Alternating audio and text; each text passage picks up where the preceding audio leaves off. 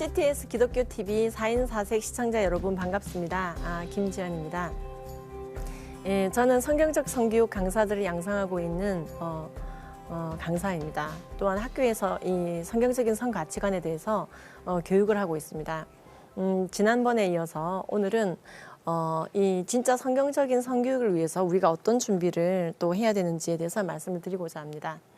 그런데 지난번에 보신 바와 같이 그렇게 외설적이고 잘못된 성교육을 하면서 아이들에게 책임이나 생명에 대해서는 가르치지 않고 굉장히 경험 위주의 성관계를 가져보라고 부추기는 것과 같은 교육을 하고 있는 성교육에 대해서 이미 학교를 자퇴하고 전학하는 일들이 해외에서 벌어지고 있고, 그런데 문제는 그와 비슷한 교육을 우리나라도 퍼오고 있고, 그런 부분이 이제 굉장히 문제라고 말씀드렸어요. 그죠? 걱정이 되더라. 그럼 이제 우리는 거기에 대해서 좀 해법을 제시해야 되지 않겠습니까?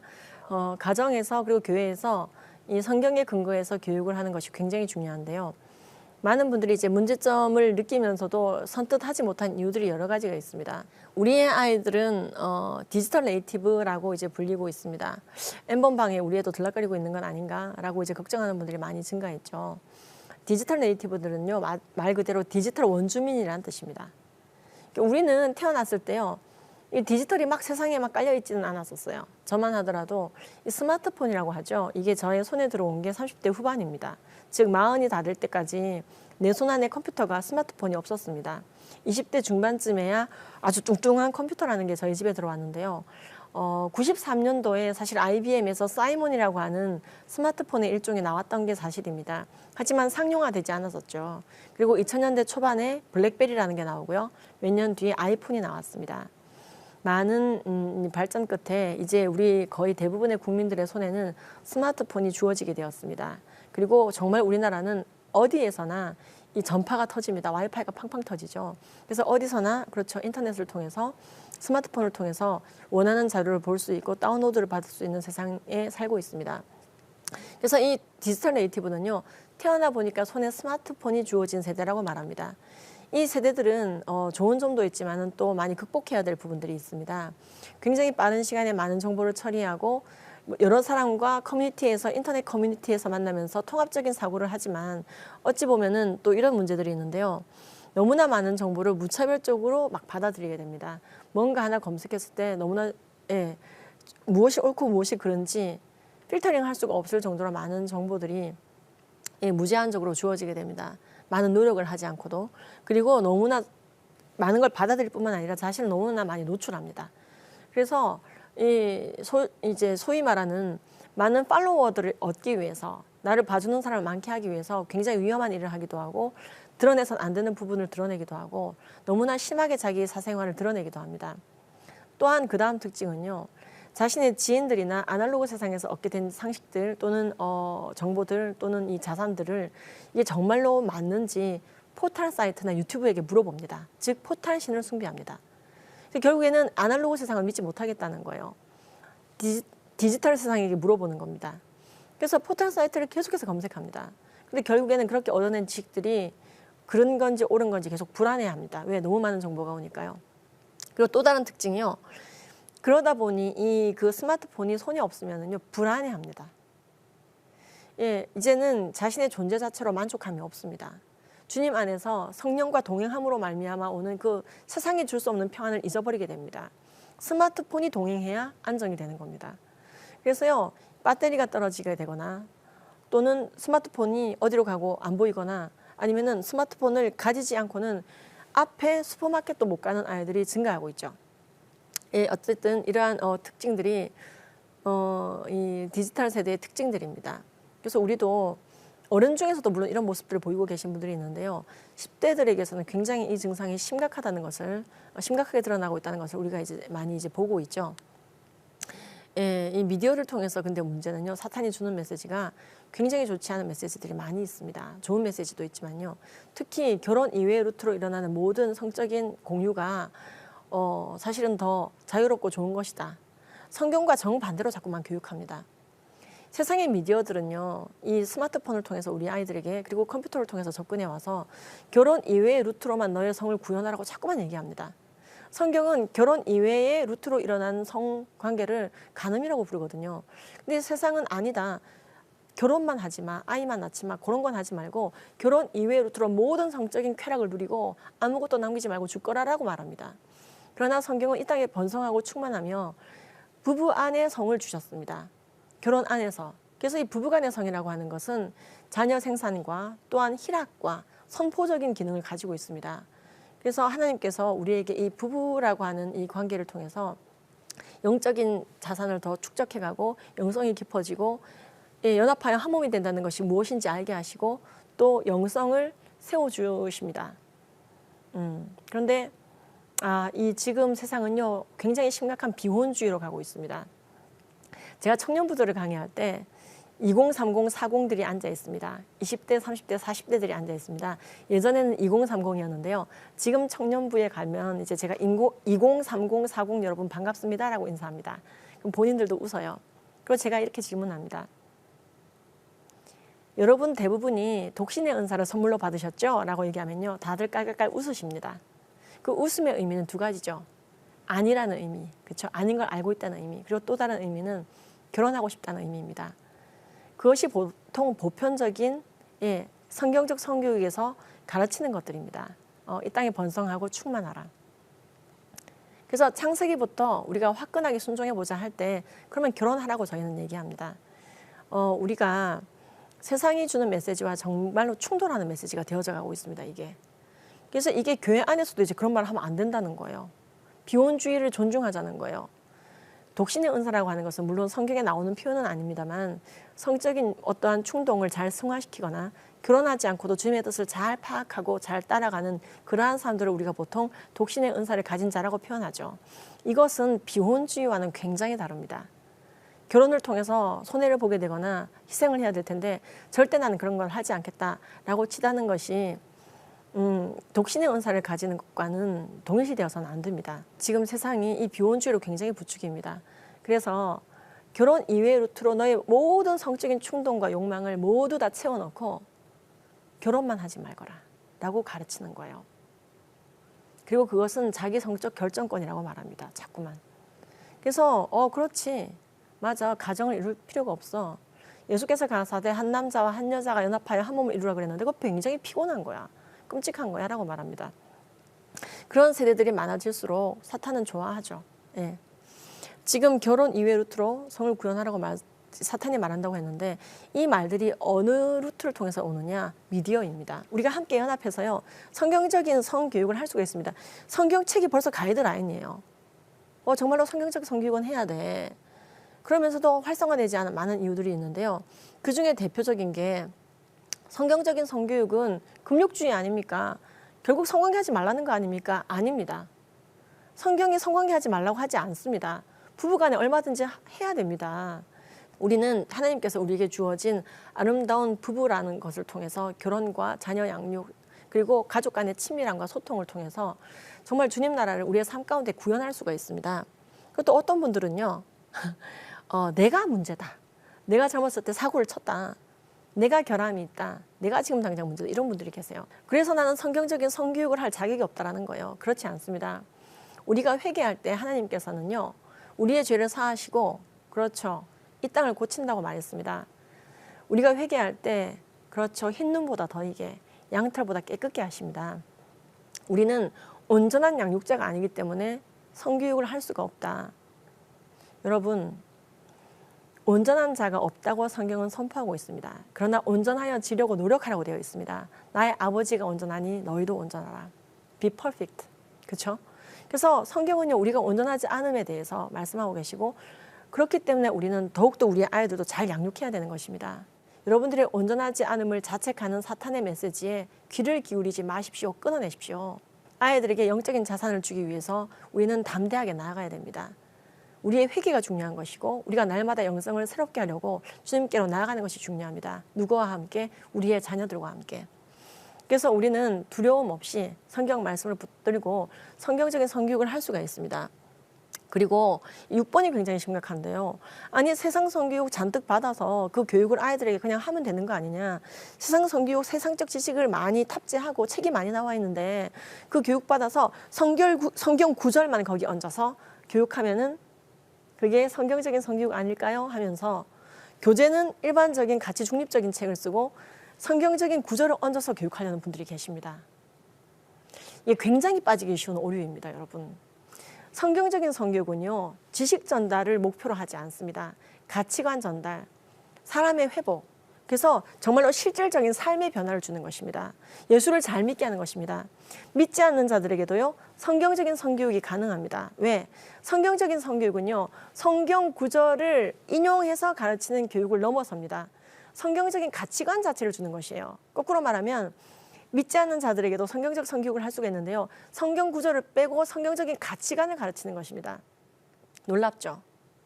저는 일반 학교에서나 교육청에서 강의를 할 때도요, 이 성경 구절을 인용하지 않고 가치관 자체를 가르칩니다. 예.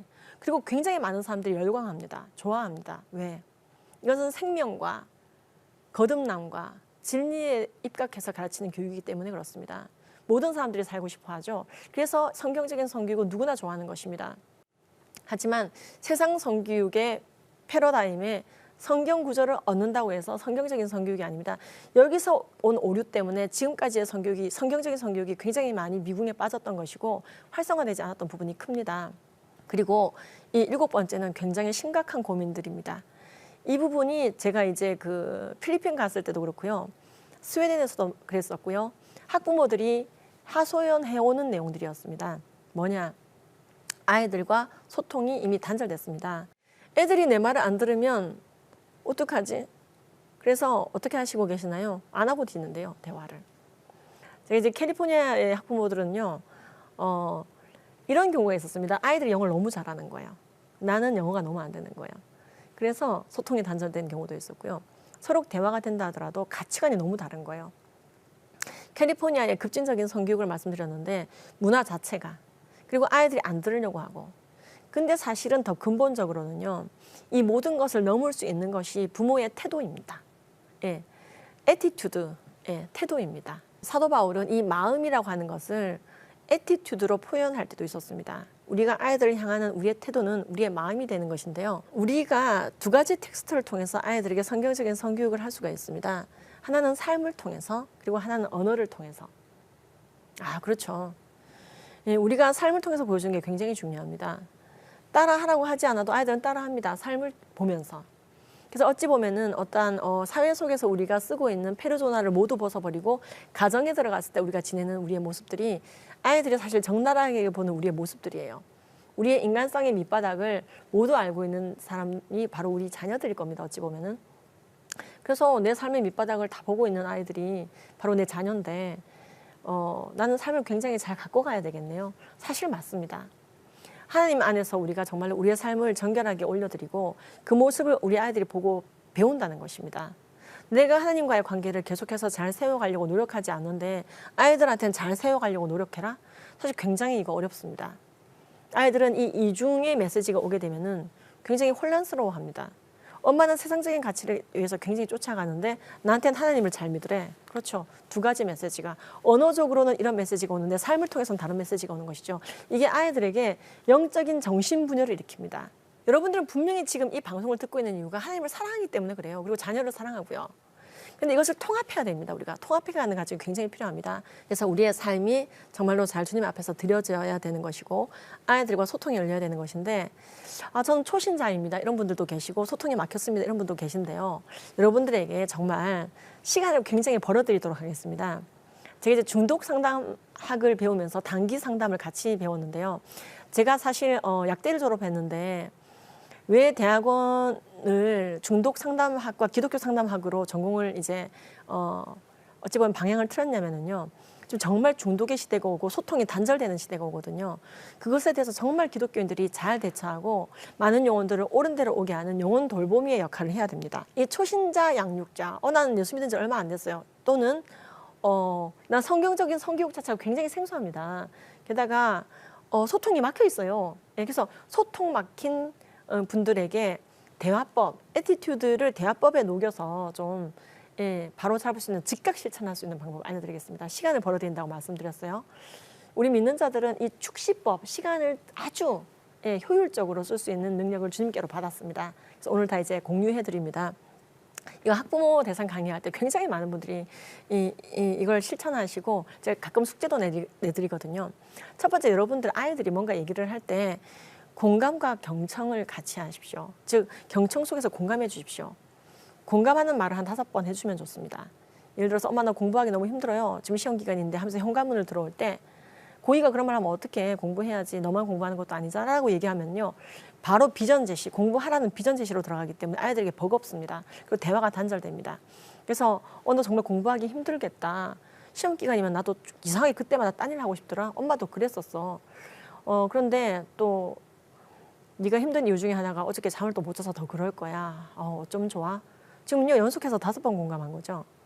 그래서 3번 이상의 공감을 해주고 그 다음 비전 제시. 근데 어떡하겠어. 고2인데 또 너가 지금 놀면 오히려 불안할걸? 엄마가 주스 한 잔 갖다 줄까? 피로 회복될 텐데. 오늘 첫날이니까 내일 둘째 날 시험 더 잘 볼 수 있을 거야 라고 비전 제시로 가는 게 좋지. 처음부터 막 명령을 내리거나 비전 제시로 들어가 버리면요. 아이들이 소통에 대한 거부감을 좀 가질 수가 있습니다. 그래서 먼저 공감해 주시고 비전 제시해 주시고요. 그리고 아이들의 행동을 교정하고자 할 때 꾸중을 많이 쓰시는 것보다는 좋은 행동을 많이 했을 때 칭찬해 주심으로써 그 좋은 행동을 강화하시는 게 중요합니다.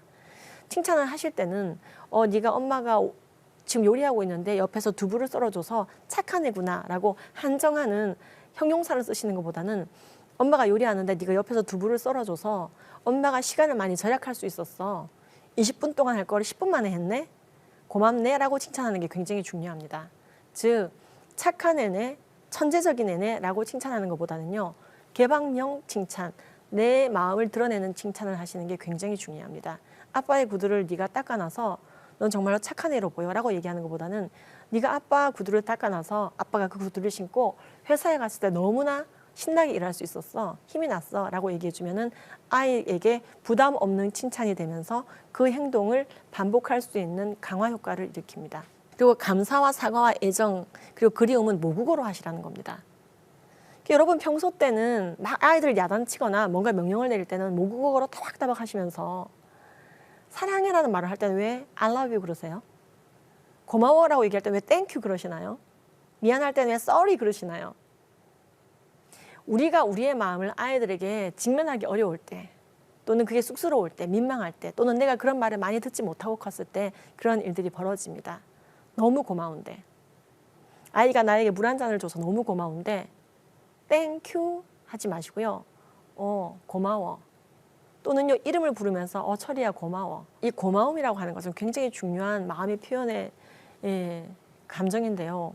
그냥 thank you 이렇게 하시지 마시기 바랍니다.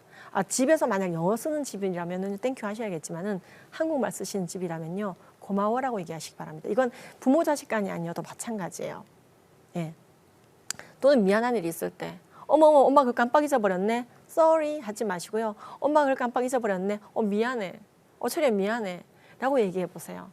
그리고 철이야 사랑해. 예, 그대로 얘기해 보세요. 그리고 보고 싶었어. I miss you 하지 마시고요. 또는 휙 지나가지 마시고요. 보고 싶었어. 학교 갔다 오는 모습 보니까 엄마 왜 이렇게 좋지? 하고 표현을 해보세요. 그럼 아이들은요 피식 웃으면서 지나가는 것 같죠? 정말로 좋은 애착이 그 안에 생겨나게 되고 나를 정말 사랑하시는 하나님을 육체의 부모를 통해서 보게 됩니다. 그래서 여러분 굉장히 제가 너무나 압축해서 말씀을 드리는데 행간의 뜻을 다 읽으셨을 줄로 믿습니다. 예, 지금 이 청소년들의 성관계 경험률이 지금 6만 40명 정도 조사해 봤을 때 5.7%로 나오거든요. 이 아이들이 뭐 13.6세에 평균적으로 성관계를 한다고 하는 말은 다 거짓말입니다. 우리나라 청소년들은요 거의 95%가 성관계를 하지 않고 졸업합니다. 성관계를 경험한 아이들 중에 평균이 13.6세 중1, 2 정도의 나이라는 거예요. 대부분은 하지 않고 성인이 됩니다. 그래서 우리나라가 뭐 13.6세다 스웨덴이나 벨기에보다 성관계 연령이 더 낮다라고 하는데 이것은 순 거짓말입니다. 근데 제가 이 말씀을 드리는 이유는요. 이런 잘못된 스킨십이나 청소년 성관계에 아이들이 많이 함몰되는 이유 중에 하나가 정말로 친밀하면서 오는 진정한 신체 접촉이 집안에서 정말로 결여되면은 조금 더 아이들에게 잘못된 것으로의 중독을 일으킬 수가 있습니다. 내가 정말 하나님 안에서 아이들을 성경적으로 잘 양육하기 위해서, 성경적인 성교육을 하기 위해서 오늘부터 큐티를 아이들과 같이 하십시오. 오늘부터 아이들과 예배를 같이 드리십시오라고 숙제를 내드리면은 거의 많은 분들이 포기해 버립니다. 많이 시도했는데 안 되더라고요 라고 얘기합니다. 그래서 그렇게 하지 않고도 할 수 있는 방법을 지금 알려드리는 거거든요. 더 쉬운 단계, 그거보다 더 아래 단계를 알려드리는 겁니다. 10초의 안아줌을 아이에게 해보십시오. 허깅, 10초 허깅을 아이들에게 한번 해보십시오. 10초는요 굉장히 짧은 것 같죠. 근데 자녀를 한번 안아보십시오. 아이들 중에서는요 늘 이제 허깅을 하던 집은 자연스럽게 안길 겁니다. 그런데 그렇지 않은 집이 굉장히 많아요. 제가 학부모 대상 교육을 어느 교회에서 할 때 예를 들어서요 1회를 할 때는 검사를 못하지만은 2회, 3회 몇 주에 걸쳐서 할 때는 꼭 숙제 검사를 하거든요. 무슨 숙제냐, 지난주에 내드린 숙제 하셨나요? 라고 물어봅니다. 10초 안아줌을 하셨냐고 제가 물어봅니다. 그러면은 엄마들이 많은 반응이 옵니다. 했다고, 성공했다고, 그런데 울었다고, 너무 좋았다고, 기뻤다고. 여러분 이 10초 허깅은요 여러분들이 꼭 하셔야 되는 겁니다. 그래서 여러분들이 아이들을 안아주심에 있어서 주의해야 될 점은요, 이때 너무 많은 말을 하거나 10초 동안에 막 말을 하거나 아니면 막 등을 두드리거나 아니면 끌어안고 빙글빙글 잡아 돌리는 거 하지 마십시오. 그냥 안아주십시오. 그 존재를 기뻐해 주십시오. 그리고 10초를 한번 버텨보십시오. 굉장히 중요한 프로세스인데요. 원숭이 실험에서도 밝혀졌지만은 이 뇌라고 하는 것은요 스킨, 피부와 다 있습니다. 같이 외부에서 발달합니다. 그래서 우리가 사랑하는 사람으로부터, 양육자로부터 안김을 받는 것이 굉장히 중요하고요. 거꾸로 말하면 여러분들이 여러분들의 자녀를 안아주지 않으면 여러분들의 자녀는 양육자가 안아주지 않은 아이로 성장해버리고 끝납니다. 이 스킨십이 얼마나 좋은지, 양육자의 안아줌이 얼마나 중요하고 좋은지는 제 책에 자세히 나와 있습니다. 면역력, IQ, 인간성, 성장까지 모든 영역에 영향을 줍니다.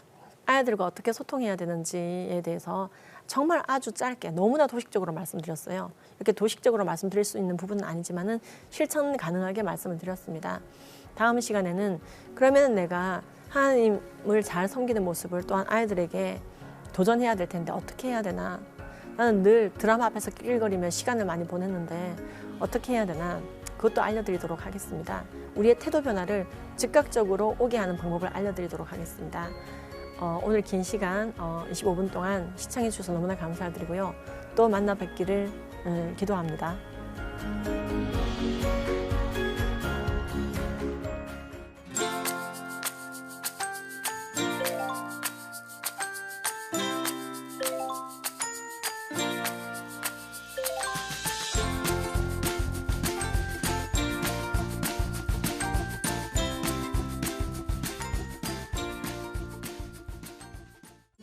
이 프로그램은 CTS 방송가족의 사랑과 후원으로 제작되었습니다.